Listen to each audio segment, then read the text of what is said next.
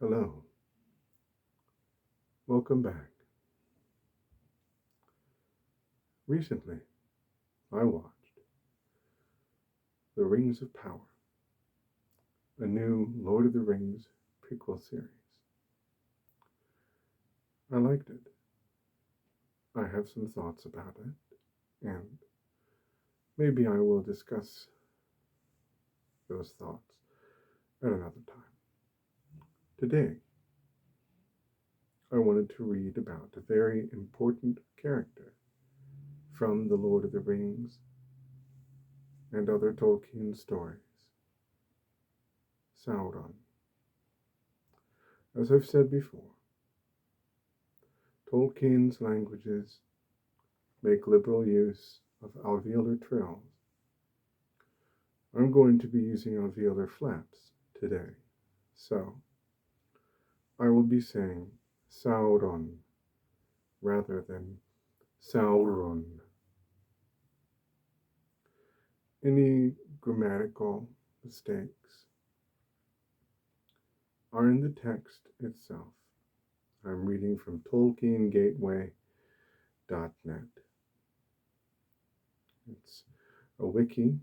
Anyone can add to it, so there are some editing mistakes, but that's okay. The point is relaxation. Without further ado, let's get started.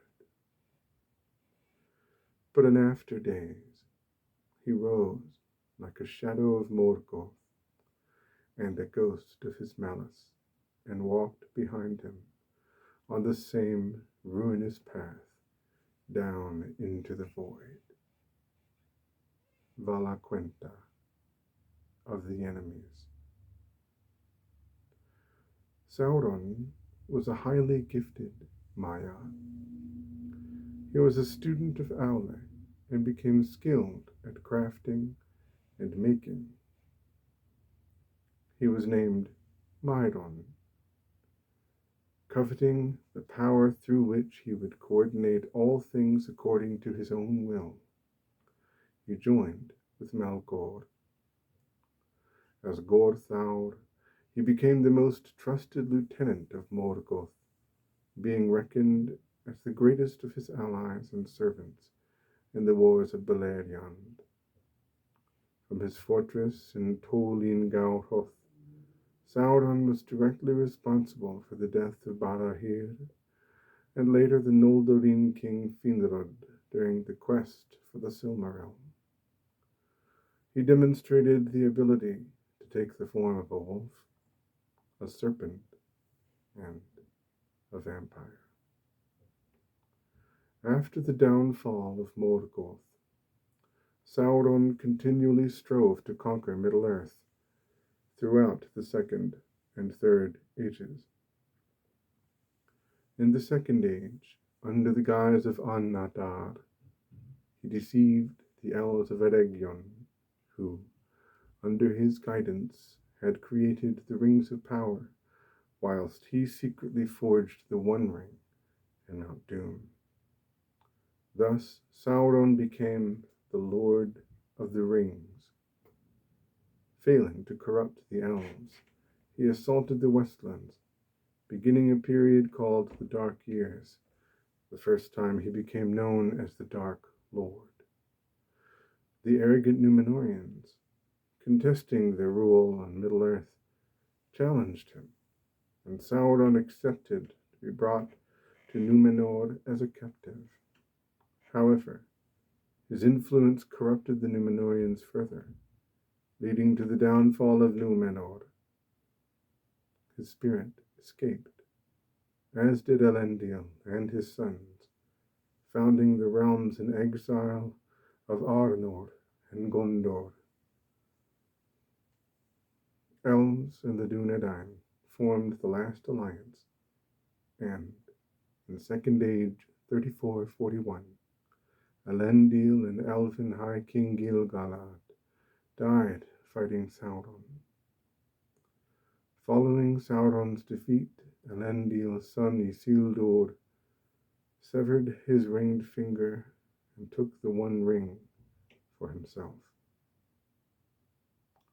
In the Third Age, Sauron the enemy returned to Middle-earth, and as the necromancer took the hill of Amon Lunk as his fortress of Dol Guldur, one of his foremost servants, the Witch King, formed the realm of Angmar in the north of Eriador. Following an attack by the White Council in Third Age 2941, the Dark Lord Sauron returned to his fortress of Barad-dûr in Mordor, marshalling his armies and using his two-faced vassal, the corrupted wizard Saruman. By Third Age 3018, Frodo Baggins was in possession of the ring, and he was led by Gandalf as a member of the Fellowship of the Ring in the quest of the ring. Whilst Sauron waged the War of the Ring against the free peoples of Middle-earth, Frodo Baggins, Samwise Gamgee, and Gollum reached Mount Doom on March 25th, Third Age, 3019, and the ring was destroyed. The breaking of the ring caused Sauron's fall, and his stepping on Morgoth's path down into the void, resulting in the start of the Fourth Age and the dominion of men. As one of the most powerful Maiar, Sauron was created by Ilúvatar before the music of the Ainur. At the beginning of time, he was amongst the Ainur who entered into Ea. There he became one of the Maiar of Aule, among whose people he was deemed mighty, and surpassed only by the smith himself, and was known as Mairon. Mairon's virtue was his love for order, planning, and coordination. He disliked confusion and chaos. But his obsession with order gradually overshadowed his love for the other intelligent beings of Arda who would benefit from his planning. It became the sole object of his will, the end in itself. He started admiring Melkor's power to realize his designs quickly and masterfully. Early on, he was ensnared by Melkor, becoming his greatest and most trusted servant. Thus, he came to be known as Gorthaur by the Sindar of Beleriand, and Sauron by others. Sauron initially was not as evil as Morgoth, as he was serving someone and not himself. Unlike Melkor, he wanted to unmake, or rather who wanted to unmake and corrupt the world. Sauron wished to rule it and do what he wanted with it. Here is a fun fact that may or may not be in this article. Sauron is an epithet. That is, it's an insulting nickname. It means abhorrent, the abhorred, the hated. So he would not have called himself Sauron. He might have called himself Gorthaur instead, or even Mairon, which was his original name. It was only elves and his enemies that called him Sauron. After Morgoth made his great fortress of Angband in the northwest of Middle-earth, he appointed Sauron to be his commander. When the Valar captured Melkor at the Battle of the Powers, they stormed and searched Utumno and Angband. However, they failed to find Sauron. Sauron was become now a sorcerer of dreadful power, master of shadows and of phantoms, foul in wisdom, cruel in strength, misshaping what he touched, twisting what he ruled. Lord of werewolves, his dominion was torment. Quenta Silmarillion, of the ruin of Beleriand and the fall of Fingolfin. Sauron continued his evil operations. During the Great March, it is said that he afflicted the land of the elves in the vales of Anduin, forcing the elves to resume their journey. With the unchaining of Morgoth and his subsequent destruction of the two trees of Valinor, the sun first rose and ushered in the awakening of men. Leaving Sauron in command of the war, Morgoth left Angband in secret to find the second-born kindred of the children of Ilúvatar and to corrupt them to his will. After the fall of Fingolfin, Sauron launched an attack on Tol Sirion. Utter fear descended upon Orodreth and those who defended the isle. Sauron assailed Minas Tirith and turned it into a watchtower for Morgoth. Therein Sauron sat, and Tol Sirion the Fair became Tol in Gauchoth, the Isle of Werewolves. Upon hearing of the deeds of Barahir and his companions, Morgoth ordered Sauron to find and kill them.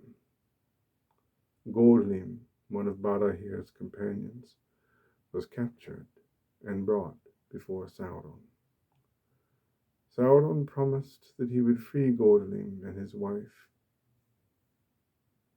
whose name was Eilinan, in return for information.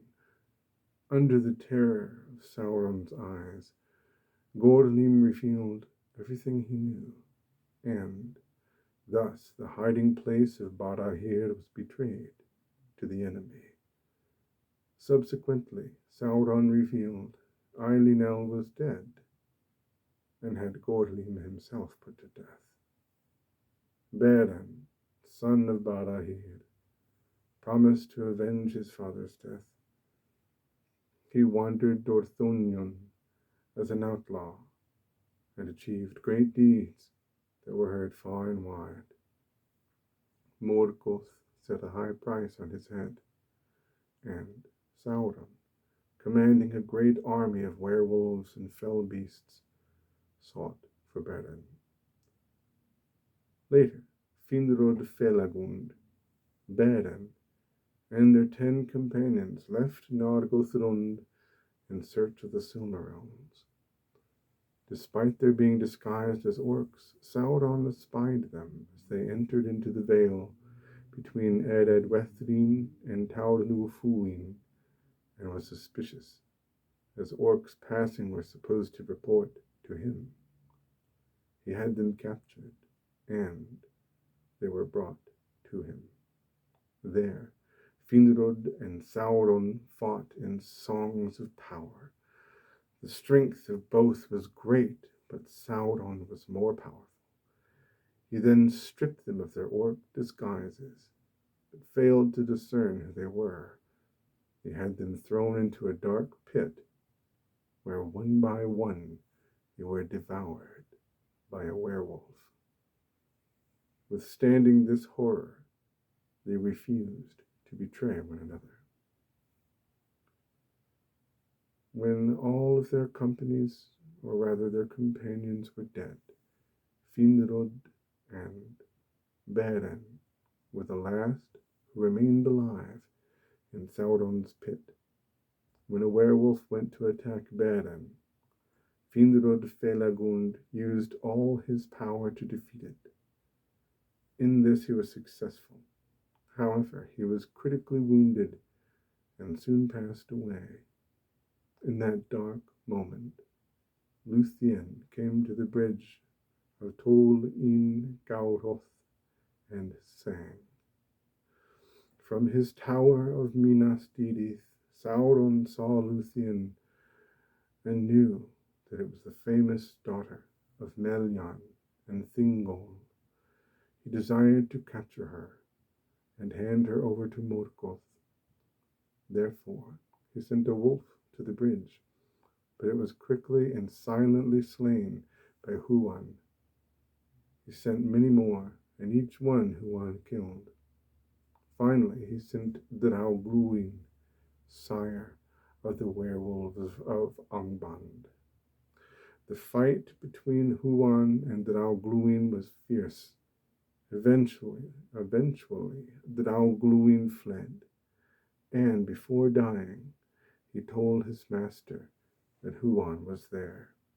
According to prophecy, Huan would not die until he had encountered the greatest of all wolves. So Sauron contrived to take on that role and defeat the Hound. Therefore, Sauron took on the form of a werewolf, the greatest the world had ever seen, and went towards the bridge. So great was the terror of his approach that even Huan momentarily recoiled. Sauron leaped to attack Luthien, but she drew her magic veil over his eyes, afflicting him with fatigue and blindness. Then Huan sprang upon Sauron, and there they fought. The force of Sauron's malice alone left Luthien weak and nearly unconscious, and the fighting was brutal and prolonged. However, he could not subdue the Hound of Valinor. He was trapped within Huan's jaws and could not break free, even when he took the form of a serpent, and finally his own shape. Rather than leave his physical form, he yielded to Luthien, giving her control of the isle in return for his release. He then took the form of a vampire and fled to Taur Nufuin, filling the forest with horror. After the War of Wrath, with the downfall of Morgoth and the destruction of Thangorodrim, Sauron adopted a fair form and repented his evil deeds in fear of the wrath of the Valar. Eonwe ordered Sauron to return to Valinor in order to receive the judgment of Manwë. Sauron was not willing to suffer such humiliation, and he instead fled and hid himself in Middle-earth.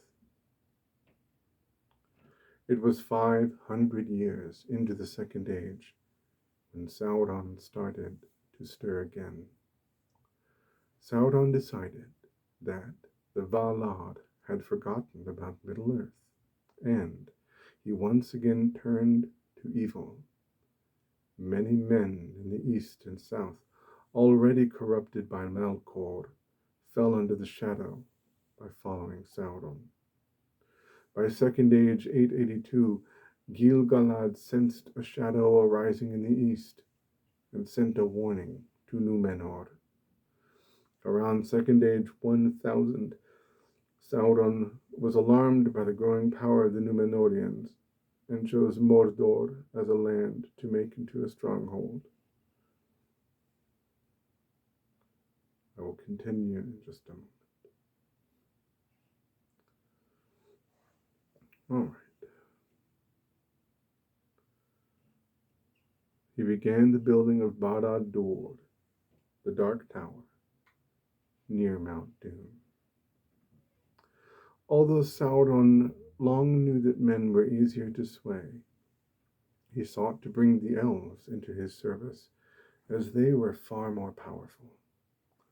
After lying hidden and increasing his power in secret, in Second Age 1200, Sauron put on a fair visage, calling himself An-Nadar, the Lord of Gifts, an emissary from the Valar. He was never welcome in Lindon, as Elrond and Gil-galad did not trust him and refused to treat with him, although they did not perceive who he truly was. Elsewhere, An-Nadar was gladly received, especially in Eregion, where only Galadriel distrusted him. The Noldorin smiths there learned much from him in art and magic, and their thirst for knowledge was great. Under the tutelage of An-Nadar and the leadership of Celebrimbor, grandson of Feanor, the Gwaith Myrdain became more skilled than anyone save Fëanor himself. In the year Second Age 1500, when they reached the very height of their power, the elves began the forging of the rings of power, which, according to An-Natar, would help them preserve their powers over Middle-earth. Now, just to give you a little bit of perspective on time, this will be especially relevant if you watched The Rings of Power. Sauron came to the elves in secret, in disguise, in Second Age 1200, and the elves made the Rings of Power in 1500. So, Sauron was in Eregion with Celebrimbor and Galadriel, teaching them about how to forge rings, teaching them about magic and smithy for 300 years. The show obviously condenses that into a much shorter amount of time, but that's okay. But Sauron was ready to begin his own plans, and in Second Age 1600, 10 years after the completion of the Rings of Power, he created the One Ring to control the bearers of the other rings. He invested most of his own power into the ring as he forged it, so that it would be more powerful than the others. With its power, he completed the building of the Dark Tower. But the elves were not so easily ensnared, and as soon as Sauron put on the One Ring, they and Celebrimbor were aware of him, and they realized they were betrayed. They hid their rings from Sauron and did not use them. Sauron demanded that the other rings be given to him, for they would not have been made without his knowledge. The elves refused, and the war was inevitable. During this time, Sauron constructed the Black Gate of Mordor, the Morannon, to prevent invasion, and raised massive armies of orcs, trolls, and men, chiefly Easterlings and Southrons, whom he dominated as a king and god. He had them make many fortified towns and armed those under him with iron. The War of the Elves and Sauron began in Second Age 1693, and there was a bloody conflict which destroyed Eregion and devastated much of Eriador. Celebrimbor was slain, and his body, impaled on a spike, paraded at the head of Sauron's legions. The elves were pushed back almost to the Blue Mountains, while their dwarven allies, who had also rejected Sauron, retreated behind the walls of Moria, where Sauron could not assail them. Sauron was the Dark Lord of almost all of Middle-earth beyond the coasts, but the Númenóreans responded to the elves' call for aid and sent a relief force. With united forces, Sauron's army was driven back and defeated near the Sarn ford, and withdrew to Tharbad, where he was reinforced. But the Númenórean captain, Ciriatur, had sent a fleet up the river Gwathlo, and Sauron's army was attacked in the rear and utterly defeated. The Dark Lord fled back to Mordor with little more than his own bodyguard and a handful of orcs. Nonetheless, while Sauron's subsequent power never quite matched the height it had during the war with the elves, many of his most powerful enemies' homelands had been devastated. As the Númenóreans established dominions around the Westlands, Sauron's empire continued to expand, to dominate barbarian men as servants and worshippers to the far south and east. As the elves had failed him, he had decided to distribute the rings of power to 3 corrupted lords of Numenor, and an Easterling king, and other 5 men, as well as lords of the dwarves. The dwarves proved too hardy and resistant to their effects. But the men eventually faded, and in Second Age 2251 they appeared as ringwraiths, his greatest slaves. Believing he would dominate all of Middle-earth, Sauron assumed many glorious titles: King of Kings, King of Men, Lord of the Earth, and even Lord of the World. Stop there for now, and I will pick up reading where I left off in the next video. Again, thank you for watching and listening, and I will see you next time.